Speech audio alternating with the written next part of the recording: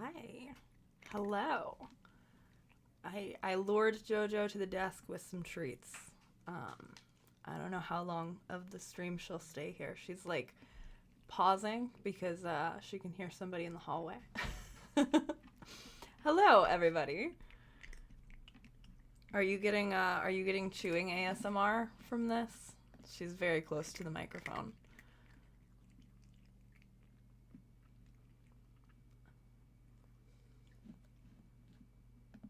Jojo, you want to say hi? Hi, baby. You want to say hello?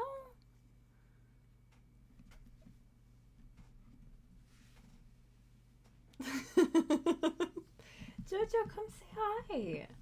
Let them see your beautiful face. Let everybody see your beautiful face. That's my girl. Hi. She's not very engaged today. Hello, everybody. Thank you so much for showing up and coming out. Yes to the ASMR. Great. I'm glad there was at least you could tell, and it wasn't just that she was blocking my face. Thank you so much for coming out to the stream. I mentioned yesterday when we were reading the reply to the motion to dismiss that we knew already Blake Lively's response to Jed Wallace, also known in that terrible article we read together as Jed Harris, that response was coming out, and now it's out, so I want to read it.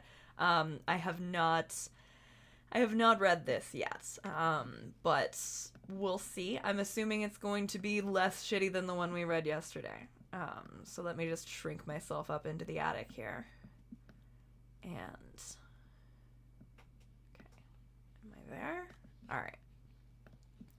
Grab this.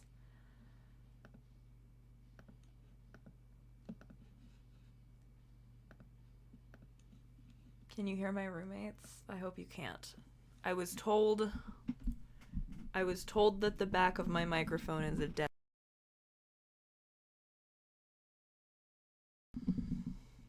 I have the back of the microphone pointed towards the wall I share with the bathroom, but somebody's definitely listening to pop music in there. So I apologize if you can hear that.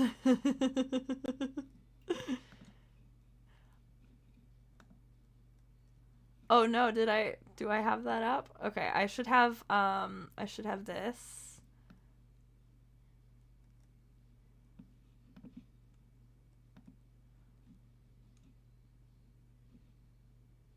Jed Wallace and his company Street Relations Inc., together with Mr. Wallace, were the covert operatives in Justin Baldoni, Jamie Heath, and Steve Sarowitz's conspiracy to retaliate against plaintiff Blake Lively for speaking out about Mr. Baldoni and Mr. Heath's misconduct on the set of It Ends With Us. Mr. Wallace is a self-described hired gun who executes quote-unquote untraceable campaigns on social media platforms. In this case, despite Mr. Wallace's boasts about his clandestine abilities, he and his company got caught. Even without discovery, the facts available to Ms. Lively already show that Even without discovery, the facts available to Ms. Lively already show that Mr. Wallace and Street Relations joined and actively participated in the conspiracy to bury Ms. Lively and destroy her reputation in retaliation for speaking up about sexual harassment.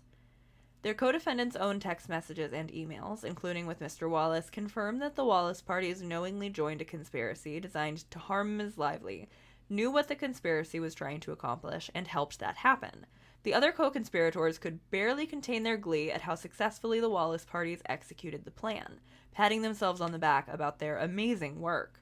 Defendants Melissa Nathan and Jennifer Abel celebrated the conspiracy's total success in achieving a shift on social, due largely to Jed and his team's efforts to shift the narrative towards shining a spotlight on Blake and Ryan.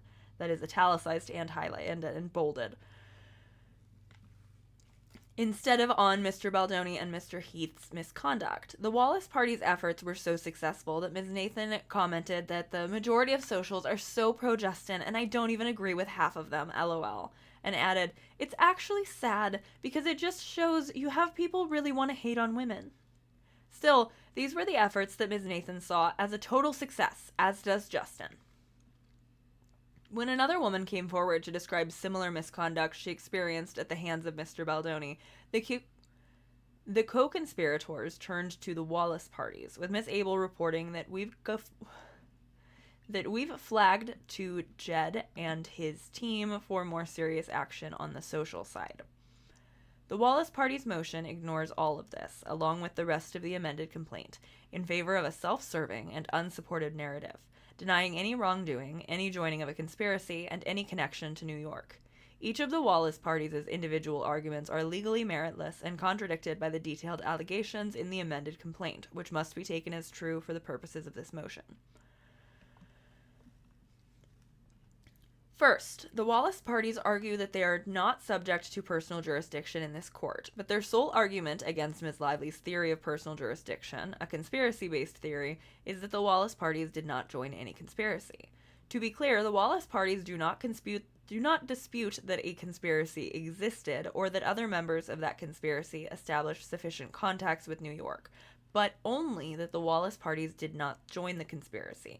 In support of that contention, the Wallace parties rely exclusively on a self-serving declaration from Mr. Wallace himself, which asserts in conclusory fashion that he did not join the conspiracy.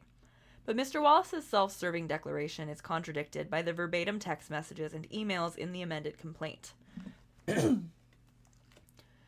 At this stage, the amended complaint's more than plausible allegations trump Mr. Wallace's declaration, which the court cannot even consider at this stage without first allowing discovery into Mr. Wallace's participation in the conspiracy, discovery that will only confirm what Ms. Lively was already able to allege based on the texts and emails she has obtained thus far. Sorry, talking is hurting my voice right now. I need to swallow something.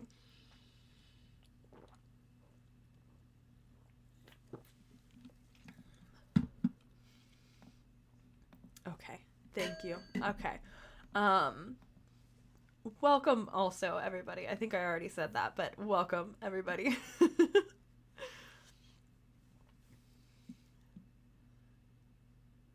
Oh, wait, what did I... Oh, the agenda text does still, thank you. I forgot that I still had that up. I did not, I didn't make a new one. I'm gonna just leave it blank since it's in the title. But thank you for the catch. We're reading Blake's response to Jed Wallace's motion to dismiss. If my throat stops hurting. I recorded yesterday. I recorded like the first half hour of my new video, and I was really excited about it, and then it didn't save. And then I recorded the first half hour of it again just before streaming, and now I'm like, wow, that's a lot of talking all at once. But we're continuing. We're seven pages in here. Okay. Second, the Wallace parties challenge venue in this court and ask for transfer to the Western District of Texas. The Wallace parties are simply incorrect that venue does not lie in this district, an argument that no other defendant has even attempted, and the motion for transfer is unpersuasive. Most importantly, the Wallace parties are wrong that the Texas lawsuit counts as first filed for the purposes of the motion to transfer simply because they were not named as defendants in this action until the amended complaint. The first filed doctrine, however, asks only whether lawsuits are substantially similar, which the Wallace parties admit is true here, not whether the parties in each case are identical. This is the first filed action, not the Wallace parties to it. Sorry. I'm gonna mute myself for a second because I need to cough loud, so I'm not gonna do that on stream.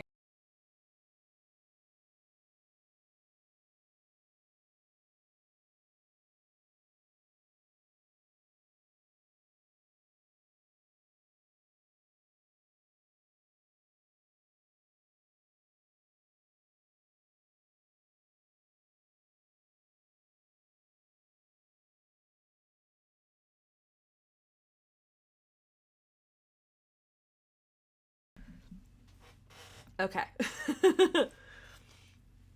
I hope my voice doesn't sound like total shit. I feel like I'm sounding rough. Okay. This is the first filed action, not the Wallace's party's attempts to force Ms. Lively and every other witness to litigate a duplicative action in Texas. For similar reasons, the Wallace parties For similar reasons, the Wallace Party's other arguments for transfer are unpersuasive. Third, the Wallace Party's limited arguments about the merits of Ms. Lively's claims are all unavailing. The Wallace Party's only argument against Ms. Lively's false light claim is choice of law, namely that New York or Texas law should apply, rather than California law, which Ms. Lively asserts. But the Wallace Parties are wrong. California law applies to Ms. Lively's false light claim, not least of which because of Mr. Wallace's own sworn admission in his declaration that he understood all of his conduct in connection with this case to constitute doing business in California. The Wallace Parties are also wrong about Ms. Lively's FEHA aiding and abetting claim. The sole argument is that they cannot be liable for aiding and abetting unless they knew FEHA existed and what it meant. But aiding and abetting liability does not require defendants to have studied the law they are helping others to violate, only that they know about the conduct they are assisting. Finally, the Wallace Party's challenges to the IIED claim are likewise meritless. Actual malice is not a required element for Ms. Lively's IIED claim, which in any event is well pled. And Ms. Lively's allegations of FEHA violations are also sufficient to satisfy the outrageousness element of IIED. Okay, I'm gonna look at chat. Also, fighting for my life with sinus issues is brutal. Yes, it's awful. It's awful.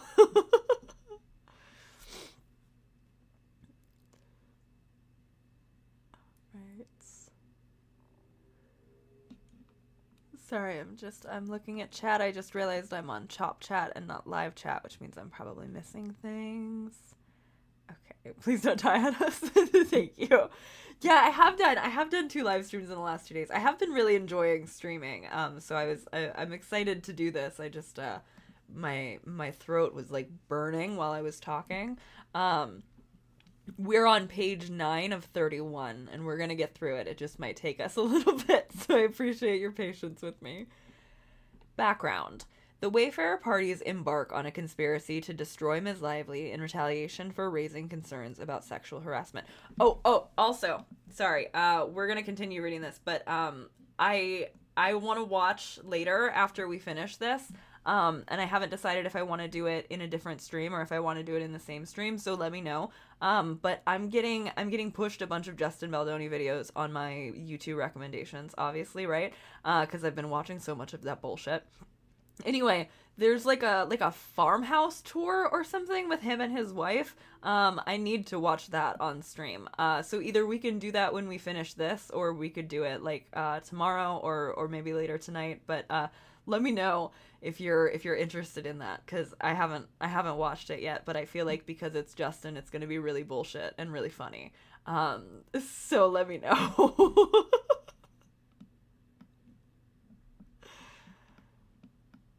Oh, tiny. Okay. All right. Ms. Lively's claims against the Wallace parties, like her claims against their co-defendants, ultimately trace back to Mr. Baldoni and Mr. Heath's harassing and inappropriate behavior on the set of the film. Ms. Lively raised complaints about that conduct to Mr. Baldoni, Mr. Heath, and others as early as spring 2023. She later reiterated those same concerns with others, negotiated a contract writer through which It Ends With Us movie agreed to 17 protections for the film's return to production, and, as agreed to in those protections, reiterated those concerns again to Mr. Baldoni and Mr. Heath at a January 4th, 2024 all-hands meeting. Those protections included prohibitions on spontaneous improvising of intimate and sexual physical touching, simulated sex or nudity, prohibitions on discussions about personal sexual experiences, entering Ms. Lively's trailer while she was in a state of undress, and retaliation against Ms. Lively for raising concerns, including during publicity and promotional work. As the film's August 6th, 2024 New York premiere neared, Mr. Baldoni and Mr. Heath grew concerned that their misconduct would become public, and, in a blatant act of retaliation against Ms. Lively for bringing her concerns about that misconduct through appropriate professional channels, engaged in a coordinated campaign to destroy her reputation, distract from their own behavior with false narratives about Ms. Lively, and get away with their misconduct.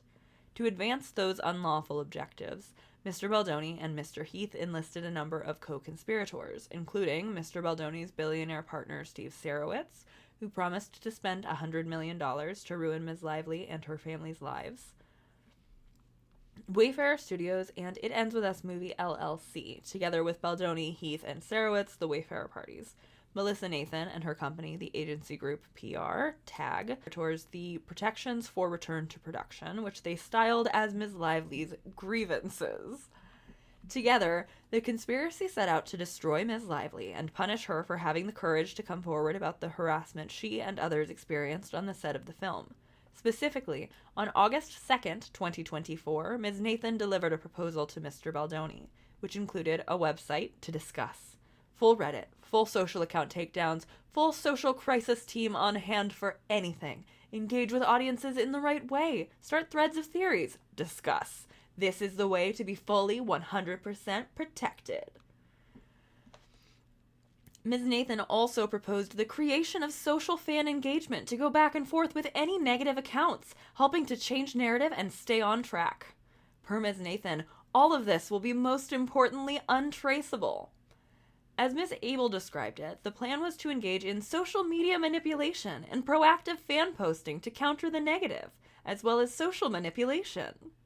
To get ahead of this narrative, Ms. Nathan's plan proposed strategies to advance misleading counter-narratives, including pushing Ms. Nathan's narrative that Ms. Lively had a less than favorable reputation, proposing to explore planting stories about the weaponization of feminism, and blaming Ms. Lively for production members' job losses. Oh, my mic is acting silly? Oh no. Okay, hang on. Let me see. What's it doing? It might be that my Barbie voice is like shorting it out or something, because I was going into a mocking voice. Oh, it's all the way down at like 26. Okay, hang on. This should be better, I think. It was much further down. I hope that it's better now.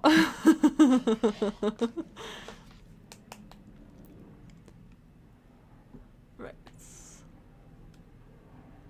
Okay. I hope it's better. Sorry it was choppy earlier. Okay. I know I moved it earlier and it also went. Okay.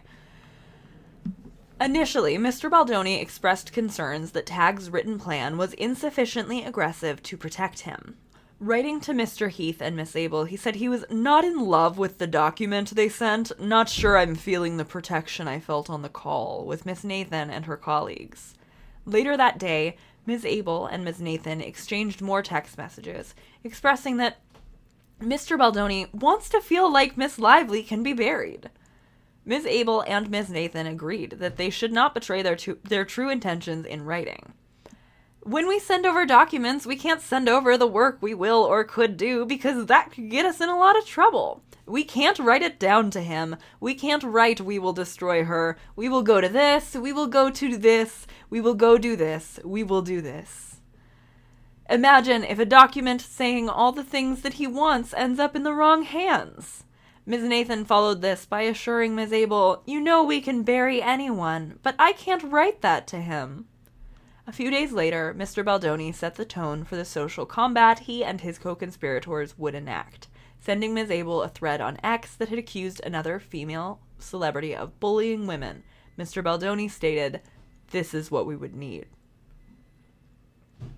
Which also, it is so interesting to me that it was Hailey Bieber. Like, I know I've already said that, but it's so interesting that the thing that he was interested in was we need something like this about Hailey Bieber. Oh, restarting YouTube fixed the audio. Okay, yeah. So if you're having issues with the audio, try refreshing, because it sounds like it's fine for some people. But I've had issues, so I don't really know. Yeah, I don't know how they're going to explain all the burying and destroying in court. Like, none of this is at all rational. Yeah, such a wild thing that Hailey Bieber is coming up again now. It's so weird. Jed Wallace and street relations joined and became an integral part of that conspiracy. Mr. Wallace is a public relations consultant who has described himself as a hired gun with a proprietary formula for defining artists and trends. He specializes in executing confidential and untraceable campaigns on social media platforms like TikTok, Instagram, Reddit, and X to shape public narratives, to shape public perception of his clients and their adversaries, flooding the zone with their manufactured narratives. Mr. Wallace does all this through his company Street Relations, which describes itself as a crisis mitigation firm that helps its clients navigate threats and maintains a roster of high-profile and high-net-worth clients. One of the ways that Street Relations serves those clients is by subcontracting with other firms to perform untraceable assignments as part of an offensive social combat strategy. I added the word media. Mr. Wallace had a close relationship to defendant's counsel Brian Friedman prior to this litigation. In Ms. Nathan's words, very close, and had also worked with TAG and Ms. Nathan before. Through TAG, defendants engaged Mr. Wallace and Street Relations in early August 2024, when the press and public were beginning to notice none of Mr. Baldoni's fellow cast members would be seen with him. Mr. Wallace and Street Relations got to work seeding, manipulating, and advancing disparaging content on social media platforms and internet chat forums, including specific platforms that Ms. Abel told Mr. Baldoni they would focus on: Reddit, TikTok, and Instagram. Ms. Abel emailed Ms. Nathan and Mr. Wallace on August 8th, 2024, saying to Ms. Nathan and her TAG team about Mr. Wallace and the Street Relations team, "Is this something you can bring them up to speed on so they can hit the ground running?" On August 9th, Ms. Abel, Mr. Baldoni, Mr. Heath, Ms. Nathan, and other members of the TAG team exchanged text messages to celebrate the narrative that was shifting online to pointing finger at Ryan being overly involved. In response to Mr. Baldoni, a TAG employee noted that they had flagged to Jed and his team as well this shifting narrative. That same day, Ms. Abel circulated a screenshot of a post by another woman accusing Mr. Baldoni of additional misconduct, and announced that she had directed Mr. Wallace to take action to suppress it, stating, "I'm assuming this is not true in the slightest. ...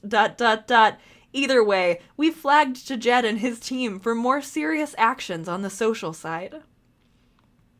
That same day, Ms. Nathan reported to the group Mr. Wallace's sentiment that "we are crushing it on Reddit." Around the same time, threads began to appear on Reddit, speculating about a feud between Ms. Lively and Mr. Baldoni, calculated to paint Ms. Lively as being in the wrong. And then there's a footnote here. On August 13th, 2024, Ms. Nathan sent a text suggesting a signal thread between herself, Ms. Abel, and Mr. Wallace, in case you need him, i.e. Mr. Wallace, to connect you to Brian Friedman, because they're very close.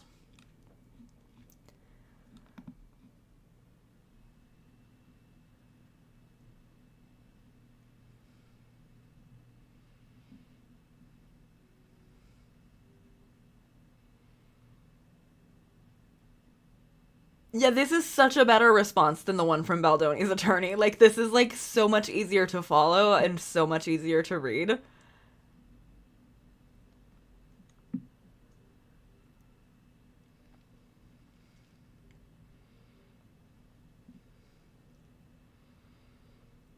I just saw a video about how Hailey Bieber is copying and bullying Selena Gomez by, like, eating at the same restaurant as her and getting tattoos. Right, I need to like actually watch some of these videos to research so that I can understand what the fuck people are saying, but like it is wild.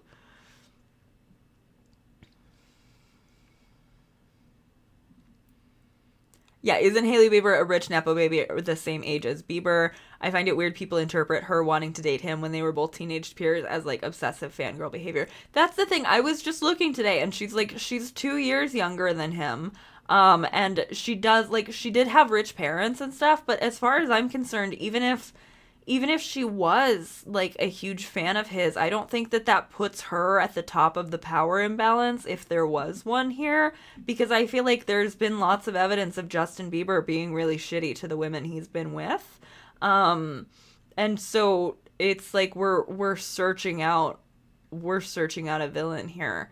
And we probably can just be leaving people alone, but like it's everywhere. I think I've seen like 5 or 6 videos about Hailey Bieber, like just pop up on my timeline in the last couple of weeks. And I feel like that happens really cyclically. Like, we were kind of speculating on the stream the other day, like there's a theory that Scooter might have something to do with it. 'Cause I think that it first started to really pop off after Justin had left being represented by Scooter Braun. But I'm not positive about, like, I need to do further digging into the timeline. But like, it makes so much sense to me if Tag Agency somehow is doing something, because they're no longer representing the guy who represents Bieber, or sorry, like they're representing the guy who no longer represents Bieber. And it makes Bieber look bad if Scooter just goes ahead and gets like a 2-for-1, because a lot of people think Selena Gomez is doing this, and I really don't think that Selena Gomez is the one pushing this. I'm pretty sure Selena Gomez has asked people to leave Hailey Bieber alone, but like it's bad for both of them, which makes me think that it's a third party who is pushing it, and then that the fans of Selena Gomez get excited to have a reason to talk about this and discuss it and reheat old nachos once sorry, my roommate is getting a delivery. But like the Selena Gomez fandom and the Hailey Bieber fandom are both like pushing this, but I think somebody else is absolutely astroturfing it, and that somebody else is benefiting from this in some way. Yeah, exactly. Yeah, Selena Gomez has spoken about her abuse from Justin Bieber, which is also like another reason why I feel like all of this is so weird.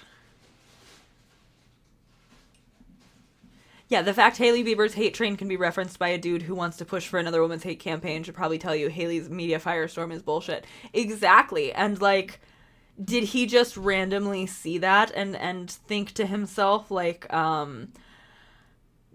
oh, this is exactly like what we were talking about? Or did he know? Did they tell him like, hey, we've done Amber Heard, we've done Hailey Bieber, we've done this one? And then he was like, oh, I like this one because you told me you could give me the Hailey Bieber special. Like, I don't fucking know.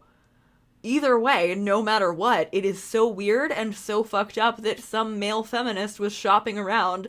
And like, I'm pretty sure if we're defending moms just on concept because of what Chappell said was so terrible, then why, like, I'm pretty sure Hailey Bieber had like just had a baby around the time that he was like, we would need something like this. Like, why are you looking at like shit about like a like young mom and being like, oh, we need to weaponize that against Blake so that nobody knows that I'm a fucking creep. Maybe all Justin B's are bad.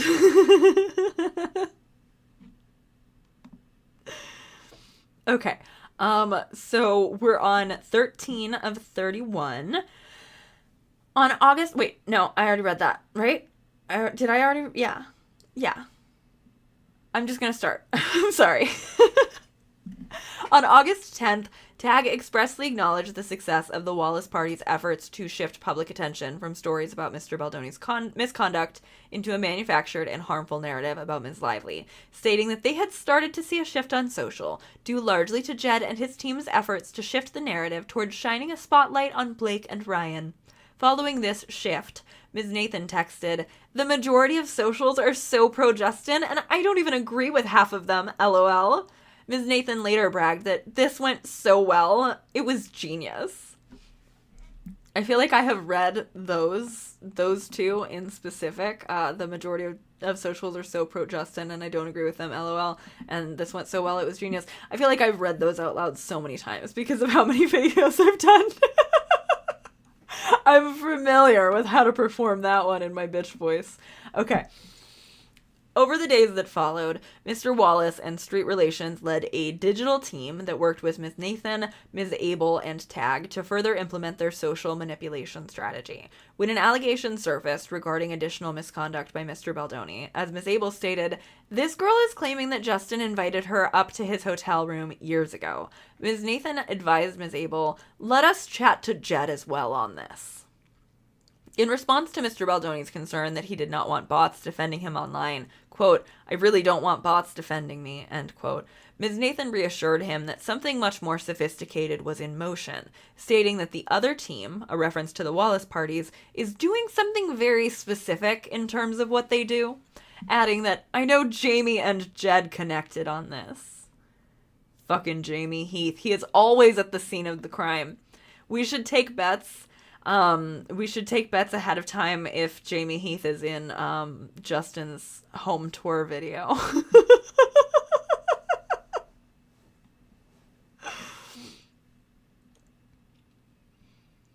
I'm looking forward to your video on identifying hate trains, smear campaigns, but so far it looks like a very sudden and very intense hate against a woman is a red flag. Organic hate takes longer. Yes, I agree. If people aren't usually talking about somebody one way or the other and then they suddenly hate them so much, it is like, it's so suspicious. There's like, not that it's good when this happens, but like sometimes there's like a growing, like, building thing, and other times it's just like, oh, this is being given to me on a silver platter and I want to avoid it. Okay. On December 20th, 2024, Ms. Lively filed an administrative complaint with the California Civil Rights Department, the CRD complaint, which included all of the allegations set forth above in Section A. The CRD complaint asserted facts supporting 10 claims under California law, including sexual harassment, retaliation, failure to prevent harassment and retaliation, aiding and abetting the same, as well as others. On December 31st, the Wayfarer parties, including Mr. Wallace, sued the New York Times for defamation in California State Court, arising out of an article it wrote covering Ms. Lively's CRD complaint, entitled "We Can Bury Anyone Inside a Hollywood Smear Campaign." On January 16th, 2025, the Wayfarer parties, but not Mr. Wallace, sued Ms. Lively and others in this court, and then dismissed the California state case. At the February 3rd initial conference in this matter, Brian Friedman, who had represented the Wallace parties in connection with their California lawsuit, explained that the Wayfarer parties had filed in this court because it made no sense to be doing this on different coasts and with different courts, since so many of the issues are going to be so similar that to have it all in one proceeding in front of this court would make the most sense. The very next day, the Wallace parties sued Ms. Lively in the Western District of Texas, asserting causes of action for a declaratory judgment that the Wallace parties were not liable for the conduct alleged in the CRD complaint, and defamation, based on the idea that Ms. Lively had defamed them by including their names in the caption of her CRD complaint. There, the Wallace parties alleged that Street Relations is a corporation organized under the laws of the state of California. On February 18th, Ms. Lively amended her complaint in this action to add the Wallace parties. The amended complaint is substantially similar to the CRD complaint, including in that it names Wallace and Street Relations as members of the conspiracy. And then this is the legal standard about, like, you have to assume that the things here are true. You have to accept all factual allegations as true and draw all reasonable inferences in the plaintiff's favor. I'm not going to read all of that out loud because I'm not a law tuber. Oh, Who Trolled Amber is very, very good. That is, I think, inauthentic accounts is really good. Yeah. Captures outright bots as well as posting farm and other means of inauthentic posting. I like that a lot. His PR team heard him say Womb World once and they were done with him. As the Wallace parties concede, all that is necessary to establish personal jurisdiction in this stage is for Ms. Lively to allege that a conspiracy existed, that the Wallace parties participated in the conspiracy, and that a co-conspirator's overt acts in furtherance of the conspiracy had sufficient contacts with New York to subject that co-conspirator to jurisdiction in that state.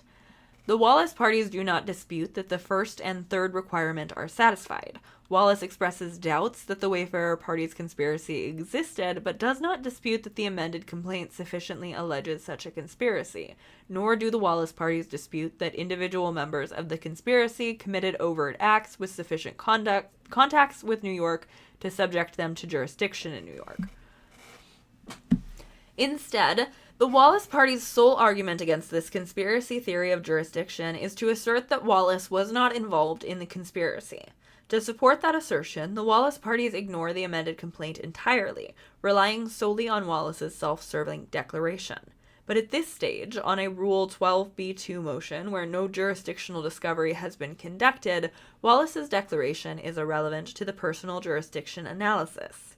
Instead, whereas here jurisdictional discovery has not been conducted, to defeat a motion to dismiss, the plaintiff need only put forth legally sufficient allegations of jurisdiction.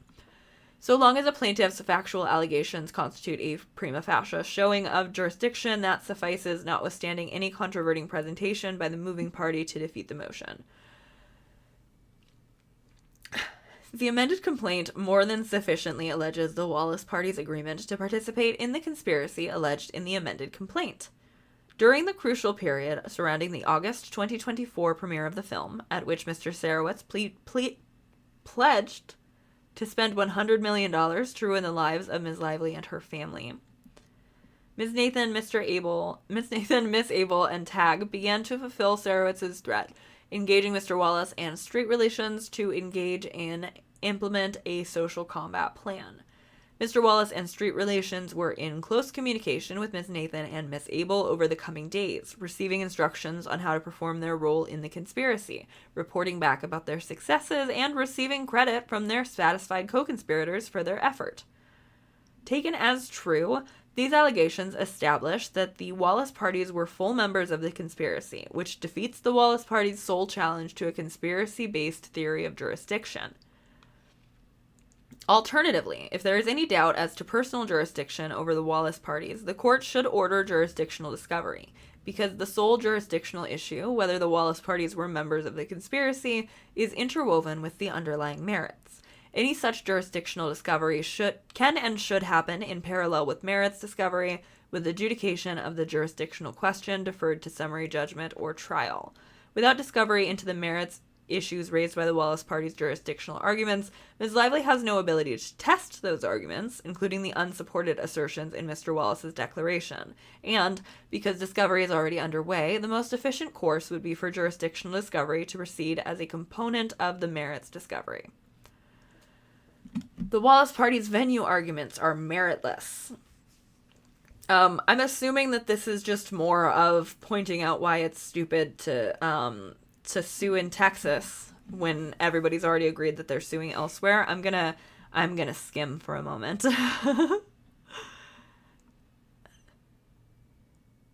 Here, a substantial part of events giving rise to the underlying torts, false light, intentional infliction of emotional distress, and FEHA, harassment and retaliation, took place in this district. As the amended complaint alleges, the all-hands meeting at which Ms. Lively and others discussed Mr. Baldoni's and Mr. Heath's misconduct on set occurred in this district. The film itself premiered in Manhattan, and it was at that premiere that Mr. Sarowitz announced that he was prepared to spend $100 million to ruin Ms. Lively and her family's lives. Mr. Baldoni and Mr. Heath, as officers of Wayfarer, also engaged with Jones Works, a company with its principal place of business in New York, an engagement that initiated the retaliation campaign at issue. On the day of the film's release, Ms. Nathan communicated with her sister, a journalist at the New York Post and contributor at Page 6, to shape her sister's coverage of Ms. Lively in the Post. Ms. Sarah Nathan continued to correspond with Ms. Abel and Miss Nathan, even exchanging drafts of a story pushing the Wayfarer party's narrative about Ms. Lively's role in editing the film. These events are more than substantial enough to satisfy Section 1391b2, even when defendants may not have been physically present in New York in carrying out the alleged scheme. That is not necessarily relevant to the issue of whether a substantial part of the events or omission giving rise to the claim occurred in New York.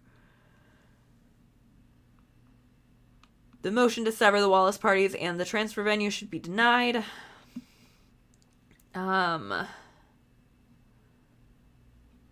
This is above my head. This is legal jargon. The Wallace parties are correct that the first to file rule is implicated by the coexistence of this action with the Texas action, but wrong about which action qualifies as the first filed under the rule. As is well established, the first to file rule does not require identical parties, only that the parties and claims be substantially similar. Here, the Wallace parties have conceded that this action and the Texas action are substantially similar, such that the first filed rule should apply. According to the Wallace parties, the only reason the Texas action qualifies as first filed rather than this one is that they were not named in this action until 2 weeks after the Texas action was filed. But that difference is insufficient to render the Texas action first filed. Instead, this action, which was filed on December 31st, 2024, is the first filed action. The more than substantial similarity between this action as it existed as of that date and the Texas action is only further confirmed by the Texas action itself. The Texas action seeks a mirror image declaratory judgment of non-liability for precisely the claims asserted in the CRD complaint, and seeks to impose defamation liability on Ms. Lively for including the Wallace parties in the caption page of her CRD complaint. Indeed, the Texas action expressly alleges that it is an anticipatory declaratory judgment action brought for the purpose of obtaining issue preclusive effect, a plain acknowledgement that the two cases are substantially similar, and, as importantly, a concession that the Texas action was made under the apparent threat of a presumed adversary filing the mirror image of that suit in another court. Adversary, not adversary. And is therefore an improper anticipatory judgment declaration action that is not entitled to priority under the first filed doctrine. Okay. So again, we're saying their motion to seek to Texas is improper and therefore unavailable here. They have not carried their burden to show that transfer is warranted. I'm gonna see if there's anything else about like the actual because I feel like we understand why they're not. Okay. Convenience of parties weighs neutrally here, because regardless of the forum in which the action takes place, only one party will be obligated to travel. Here, Mr. Wallace nonetheless cites special circumstances, described in the redacted portion of his declaration, that he argues should weigh in the balance. But there is no need to consider or inquire into those factual assertions at this stage, because there is no reason to expect that Mr. Wallace will need to travel to this district except to testify at trial in March 2026, nearly 1 year from now. If at that time Mr. Wallace still believes that the factual circumstances discussed in the redacted portion of his declaration are relevant, he can raise the issue then. And for the same reason, Mr. Wallace's unredacted concern that travel to and from New York would be hard financially or disruptive to his work, despite his having traveled to New York for leisure as recently as December 2024, is immaterial. There is no reason to believe that frequent travel to and from New York will be required of him, just a single trip to testify at trial. That's great. This is fun. I'm glad we got back to another fun part. Hi, Sunny.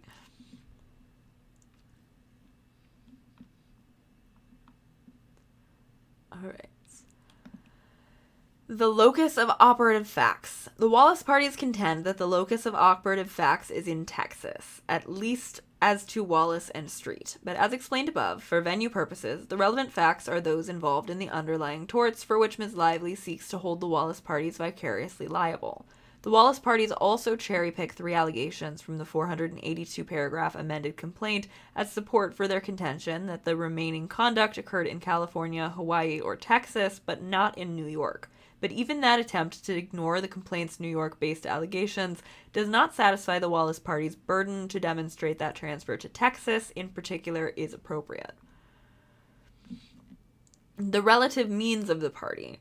Mr. Wallace asserts that he perceives a disparity in financial means between himself and Ms. Lively, but even a genuine and substantiated disparity, such as a pro se individual plaintiff suing a corporation, is irrelevant, absent a showing that litigating in the forum would impose an undue hardship.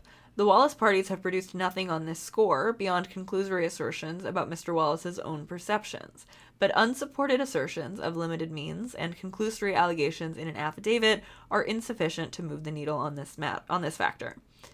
Finally, given that Ms. Lively's action will proceed in this district against every other defendant, basic considerations of judicial economy favor one action rather than two. The Wallace party's motion to transfer should be denied. The motion to dismiss should be denied. The Wallace party's sole argument for dismissal of Ms. Lively's false light claim is that New York or Texas state law applies, rather than California law. That argument fails. The totality of the Wallace party's argument against application of California law is that under Lively's theory of venue and personal jurisdiction, New York is the epicenter of this case, and therefore, ruling in Ms. Lively's favor on those issues involves necessarily adapting her theory that New York has the most significant relationship to the claims, and certainly to the exclusion of California, where no conduct is alleged to take place. That is wrong twice over. First, the Wallace party's argument that if personal jurisdiction and venue are proper in New York choice of law principles consequently mandate application of New York law is simply a non sequitur. Accepting that logic would render the entire doctrine of conflict of laws meaningless, because answering threshold questions on personal jurisdiction and venue inquiries would necessarily dictate the answer to choice of law. Unlike the doctrines of personal jurisdiction and venue, which may yield multiple permissible forms, New York choice of law principles require that the law of the jurisdiction having the greatest interest in the litigation will be applied to any given issue. As this very case illustrates, it is routine for personal jurisdiction and venue to be proper in one jurisdiction, while the choice of law inquiry dictates application of another's law. Applying that standard to the amended complaint reveals the deeper problem with the Wallace party's argument, their citation-free assertion that no conduct is alleged to have taken place in California. Citation-free assertion is very funny. But that assertion is demonstrably false. The Wallace parties conveniently admit that throughout the period that is the subject of the amended complaint, street relations was incorporated in California. Worse yet, this argument is belied by Mr. Wallace's declaration, in which he confirms that he understood his own conduct in connection with the Wayfarer Party's conspiracy to be directed at California and exclusively California.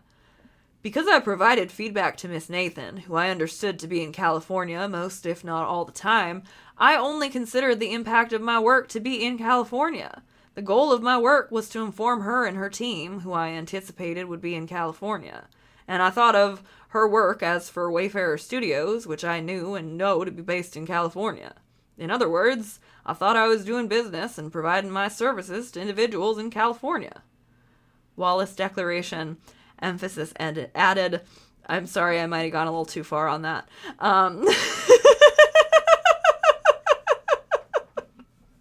Might have been a little bit too much of a voice on that one. California's interest in regulating the Wallace party's conduct becomes even clearer when viewed in light of the fact that, in this action, Ms. Lively seeks to impose, at a minimum, vicarious liability on the Wallace parties for their participation in a conspiracy to commit the tort of false light against her. The Wallace parties do not meaningfully dispute that the primary tortfeasor's conduct in committing that underlying tort is governed by California law, nor could they for several reasons. Those tortfeasors engaged in a substantial amount of tortious conduct in California were themselves principally California residents or California entities, and in the case of the Wayfarer defendants, were bound by a contractual choice of law provision that encompasses related torts, including Ms. Lively's false light claim. By joining the conspiracy, the Wallace parties became vicariously liable for their co-conspirators' commission of that California law tort. Finally, even if Texas law applied to the question whether the Wallace parties joined the conspiracy to commit those California law torts, it would make no difference, because Texas and California law on civil conspiracy liability is the same. Okay, we're going. Love the accent work, thank you.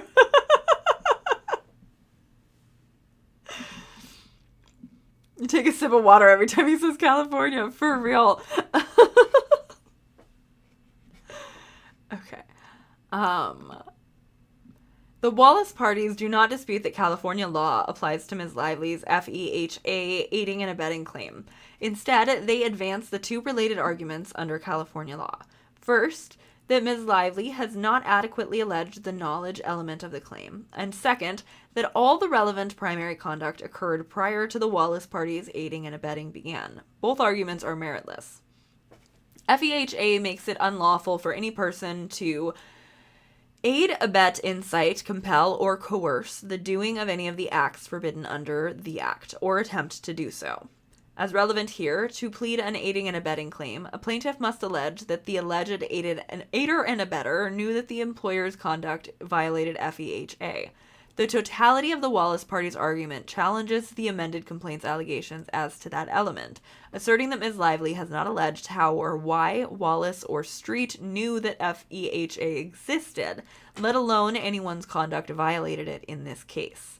But aiding and abetting liability does not require that degree of knowledge. In particular, it does not require that the defendant subjectively know the law, much less hold a correct interpretation of the law.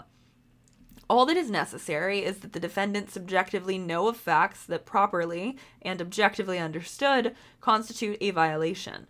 The Wallace party's contrary rule would be absurd. A defendant could not be held liable on an aiding and abetting theory without an allegation that he or she had arrived at or obtained a legal opinion about their collaborator's conduct. The law does not require that the Wallace parties knew that the FEHA existed, or Googled it, or fired up Westlaw, or asked ChatGPT whether it was unlawful to retaliate against somebody speaking up about harassment at work in order to be liable for aiding and abetting. That's funny. They're a little snarky. Here, the amended complaint demonstrates that the Wallace parties knew that the Wayfarer parties were retaliating against Ms. Lively for engaging in conduct protected by FEHA. Indeed, the whole point of retaining the Wallace parties was so that they could help the Wayfarer parties shift the narrative from HR complaints on set to shining a spotlight on Ms. Lively instead, in an effort to destroy her reputation. During this process, Ms. Abel and Ms. Nathan, acting on behalf of the Wayfarer parties, flagged social media accounts questioning Mr. Baldoni's misconduct to Mr. Wallace, directing Mr. Wallace to take serious actions on the social side in response. These actions occurred after the Wayfarer team had begun to receive inquiries from the press about HR complaints made regarding Mr. Baldoni and Mr. Heath's behavior on the set of the film, and worked to suppress coverage of those complaints. Those allegations and the inferences they support are more than enough to establish that the Wallace parties knew that the purpose of their work in shifting the narrative against Ms. Lively was in response to the concerns that she raised about Mr. Baldoni and Mr. Heath's harassing and inappropriate behavior. Knowledge of those facts equates to knowledge of an FEHA violation.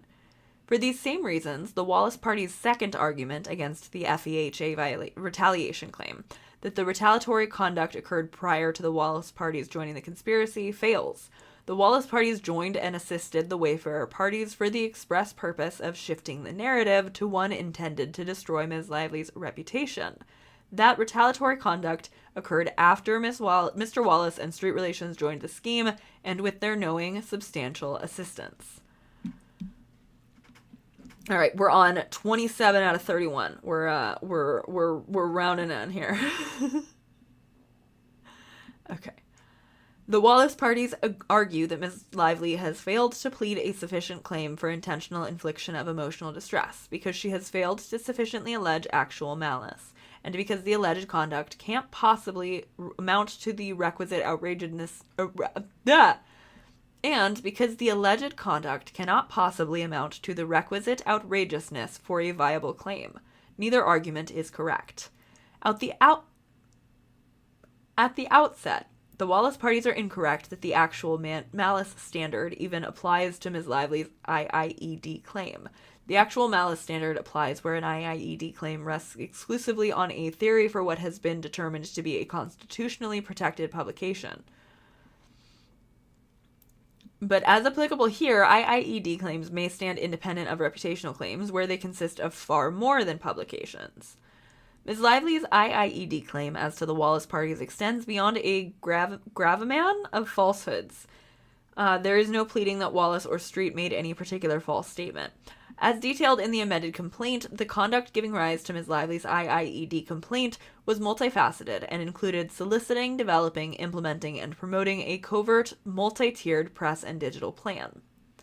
The Wallace parties were at the core of the covert, multi-tiered digital plan, pursuant to which they weaponized a digital army around the country, from New York to Los Angeles and beyond, to create, seed, promote, and engage with content that appeared to be authentic on social media platforms and internet chat forums.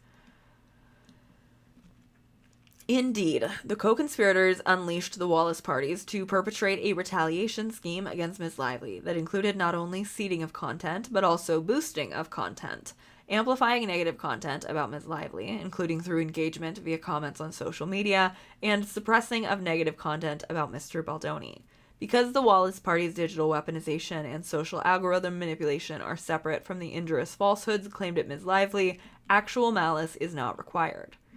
Even if actual malice is required, the amended complaint satisfies this standard as well. The Wallace parties admit that the amended complaint alleges actual malice in connection with Ms. Lively's false light claim. The defendants knew the public disclosures would create a false impression about Ms. Lively, or acted with reckless disregard for the truth. The amended complaint further demonstrates that Mr. Wallace and Street Relations knew, or recklessly disregarded, that their conduct would create a false impression about Ms. Lively. A strategic plan was concocted in response to Ms. Lively's grievances and to get ahead of the narrative. TAG identified the Wallace parties as one of two digital teams to orchestrate their online narratives. TAG brought Mr. Wallace and his team up to speed by August 8th, 2024. From that point, Mr. Wallace took aim at Ms. Lively, casting her in a false light as to her marketing decisions, moral character, private life, and family, starting threads of theories and seeding social media content on online chat sites like Reddit that helped create and sustain a negative news cycle and social media algorithm around Ms. Lively. And long after, the co-conspirators continued to create the impression that Ms. Lively fabricated sexual harassment claims to seize control of the film, which they knew to be false. The Wallace parties cannot credibly argue that their conduct was not extreme and outrageous. Their primary argument for this proposition is that it is hard to imagine how a public relations point/counterpoint could be a cognizable IIED claim.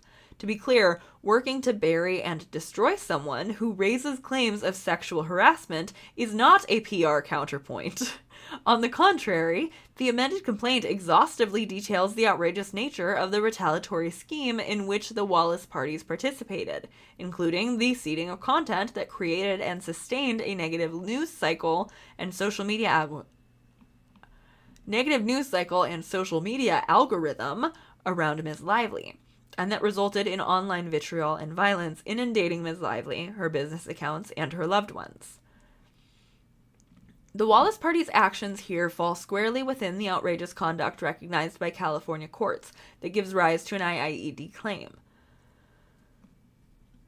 The outrageousness of such conduct is particularly striking, given, as described above, the Wallace party's participation in the retaliatory astroturfing campaign, in direct violation of the FEHA. Such discriminatory conduct is plainly outrageous under California law. Conclusion: the motions to dismiss and to transfer should be denied, respectfully submitted, and then we got Blake's lawyers. So that's what we got. For this. I think we need a requisite outrageousness stream.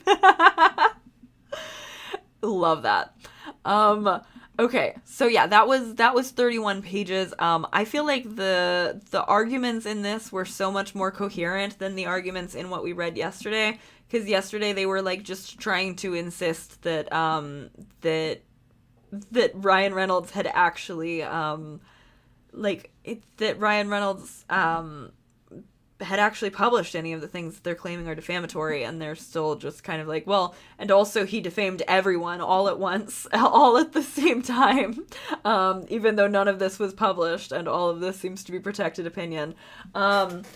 I had a much easier time following this. I mean, you know, I skipped a little bit of it just because it was getting to be a lot of legalese, and I need to turn off this lamp that I have pointed at my face soon. So I just wanted to get through it. I would love to stream again soon, and I really want to do kind of like a silly hangout one. I think watching his house tour would be a fun thing to do as a group. So I might do that later tonight, depending on how long the nap I'm about to take is. So I might be back later. I might need to rest a little bit. But thank you all so much for showing up, and I'm sorry to just like read it and then go. But I do think that I'm gonna go ahead and call the stream here. Thank you so much for showing up and hanging out. I love you all very much.